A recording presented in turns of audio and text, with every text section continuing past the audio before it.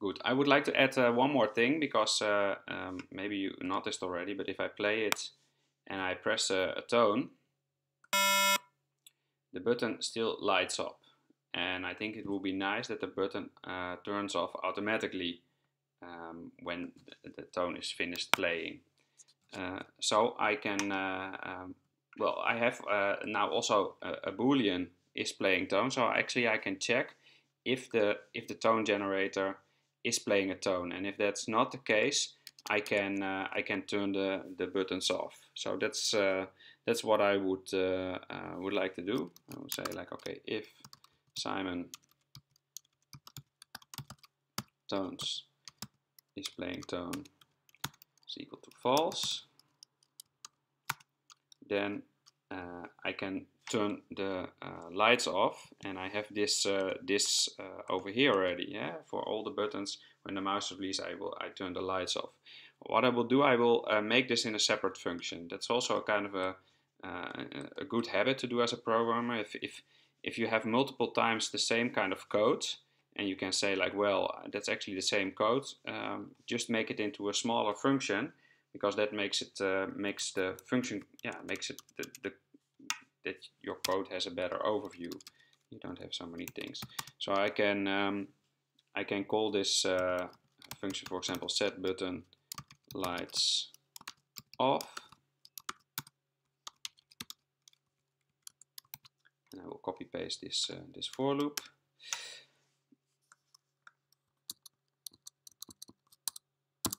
Like this, so it's formatted right, and this function I can trigger. Of course, I have to trigger it again by when I release the mouse. So I will do this, and I can use this function now also over here. So save this. If I run this,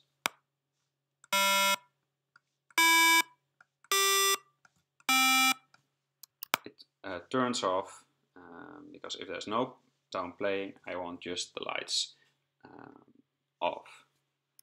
Okay, so this worked perfect. Next step is make a new version, Simon 3. And now I would like that yeah, that Simon starts making making some noise. To say it like that, well, that's not so difficult to do. For example, I can say like, okay, Simon, or computer, because that's the computer, give me a random number,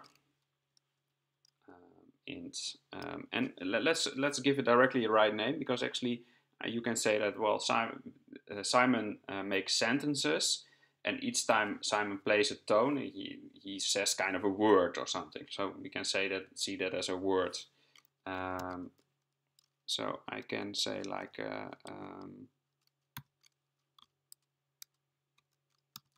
Simon's words, and I can say like, well, this is a random number between 0 and 4. And it says like I have a type mismatch. Sorry, float does not match with an int, so I have to convert this to an integer, because I want whole numbers. I'm not normally random generates, for example, 2.5, 3.4, etc., etc. 3.99. The 4 just doesn't reach, but because an integer, it rounds it down. So this gives me this will give me a number between. This can give me a 0, a 1, a 2, or a 3. So it doesn't give me a 4. The 4 is not included. So if I do a print line, Simon's words, and maybe turn this thing off, and then we can see it. We see all random numbers here down in the console. Of course, I don't want to see numbers, I want to hear something. So and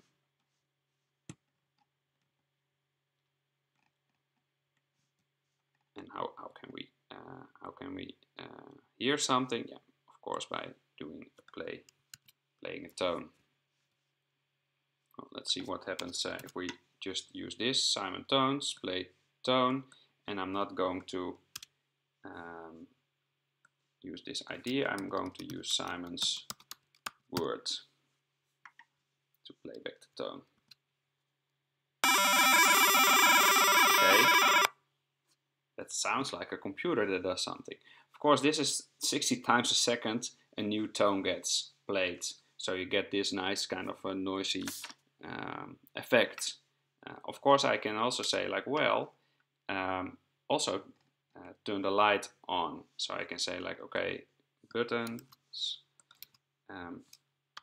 take the Simon's word as an index, because actually it's a number between 0 and 3. So buttons dot is light on is true. So this will give some nice flashing disco thing. The only thing is like because the duration, it doesn't go off, so we get this light. So it's not so important. What we would like to do is like, okay, we don't want this to happen so fast, so we have to make sure that this happens in kind of a loop with a certain duration, and for sure that duration will be 420 milliseconds, because that's the tone duration. But if we check in our notes, we also see that Simon takes a pause of 0.05 seconds. So that's 50 milliseconds. That's a short break. So our loop will be 420 plus 50 is 470 times. So well, we can use the same principle as the note duration. I will add a variable, and I will call it timeout. And timeout, that's 0. And I can say like, well, if the millis are bigger or equal than the timeout, then you can enter this function. And over here I will give my parameter, and I said like, okay, take the timeout and take the millis, so current time, add in this case the note duration, and add 50. So the timeout variable, this will trigger a few times. I can let's see if I can show that in a nice way.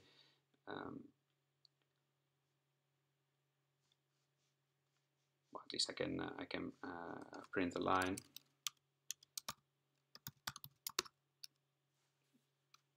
And I can say played at, and then I can say like, okay, which are the current millis, and you will see that there's a step into the millis counter, like this. And I think you will hear it as well.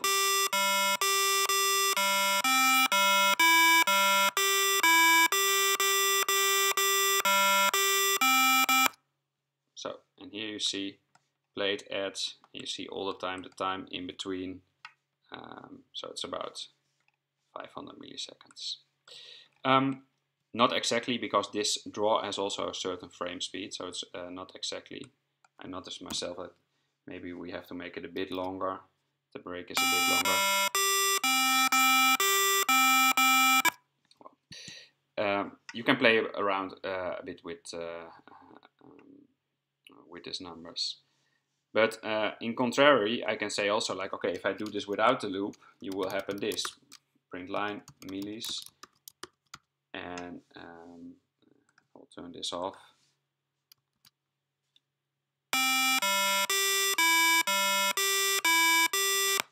You see all the milliseconds of the loop when the loop is called, and only the played at, there's where the millis is actually bigger than the timeout, and at the end we send a new timeout, and that's why this loops a lot slower than the rest of the code. Okay, so that was pretty simple. We have Simon talking. The only thing is what we need to do is that Simon says a certain sentence and the user needs to repeat that sentence. So we have to remember actually what Simon said. Well, we can do that with a technique. Well, to store certain numbers, we can use a variable, and to store a list of variables, the best thing to do is to make an array. And I can add an array to the program, and I will call it Simon's sentence. Simon sentence.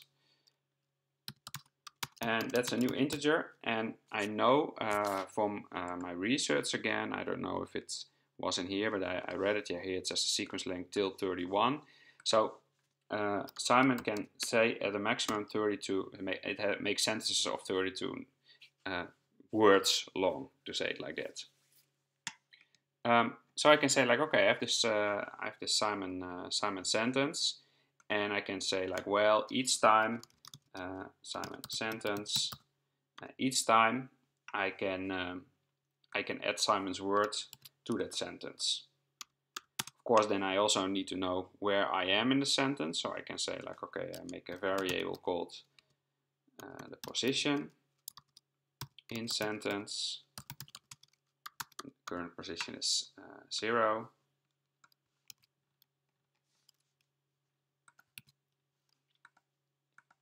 And I can say like, okay, at the position 0, store this number, and then move forward. So say the position in the center plus 1. Well, that's one strategy to do.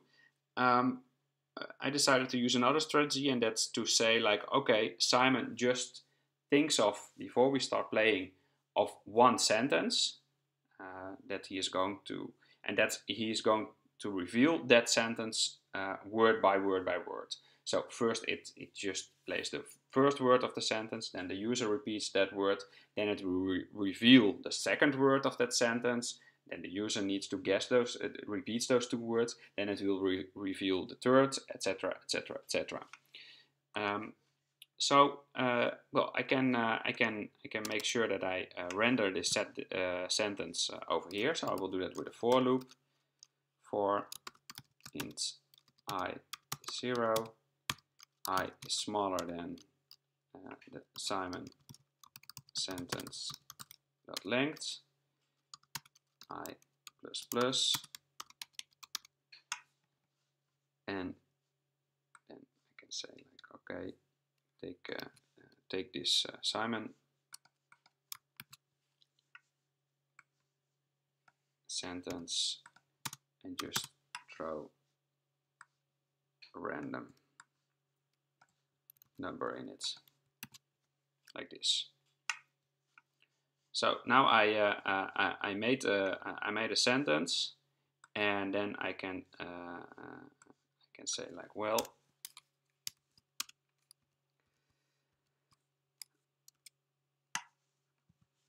Simon's word. I did one step too much. Yeah. Simon's word is actually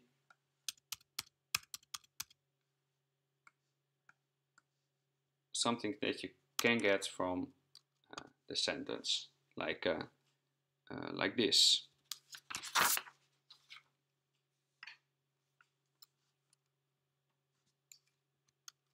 And then I say position in sentence plus plus. So it gives me the first word of the sentence, and then it goes to the next word, and the next word will be played back the next time.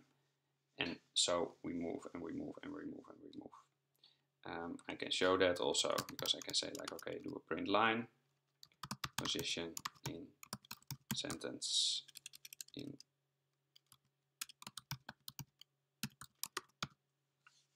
like this. And here I can see the position in the sentence. So that's a nice that's a nice melody. I'm waiting on an error. And yes, there we have it. Of course, I expected this already because now we have the beats ball of that, to say it like that, an array out of bounds exception, because the position at this point in the sentence is now the number 32. And 32 doesn't exist because our array is only 32 words long or numbers long. So the maximum index can be 31. So what we have to do is we have to say like, okay, if position in sentence is bigger than 31, or let's make it maybe if I later replace it, I can say like, okay, if the position in a sentence is longer than Simon's sentence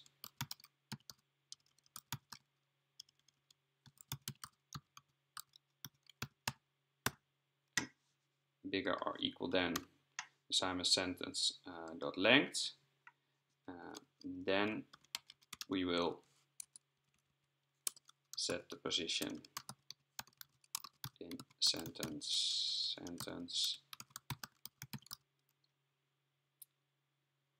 back to 0.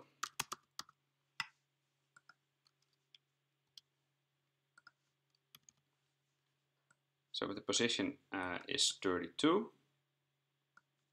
then that's the same as the length, so make the length 0. And I do that directly after I put this. If I don't do that, then the 32 will end up here and I get this error.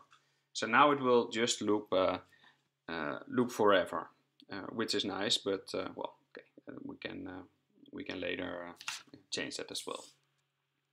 I want to add one more thing because I just want to show you that we actually made a sentence, and you can do that in a really nice way, in the way of saying like, okay, I have a print array, and then I can take the array name and just show it, and I press this one, and this is you see the whole array. But well, that doesn't really yeah, it's not really nice to read it as a sentence. So there's another way to do that, and that's with a command that's called join. Join. It's actually a string function, and what you can do is, for example, you have here an array with strings, cat, seal, beer, and I can join all the elements in that array and put, in this case, a colon between it. So it will print cat, colon, seal, colon, beer. Well, that's something I like. But here it says like, well, if you want to do this with integers, you have to first convert those integers to string. And we are going to do that with the nf function. And nf converts a number into a string, so that you can read. And the 0 over here, comma 0, 0 means that I don't have any numbers behind the decimal dot. Well, I just I can copy paste this, and I can say print line, and then what I would like to join, that's of course not numbers, but that it's the Simon sentence, like this. So let's see if that runs. I made a mistake here. This parent, and here I have the whole sentence. Okay, to round this up, I would like to restructure my code a bit. I will make a function out of this. So I have, I can easily comment it and turn it off, because now I would like to program the user again. So I will call this Simon says. I'll copy paste this, and then I will call Simon says from here. Let's see if that works. It still runs, and if I do this, I can do it manually. Okay. And let's see, yeah, maybe it's smart to restructure this a bit.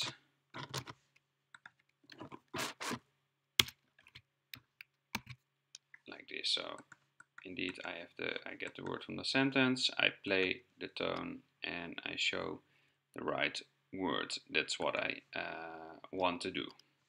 Okay, so we'll make the next step, and we are going to dive into the user interaction.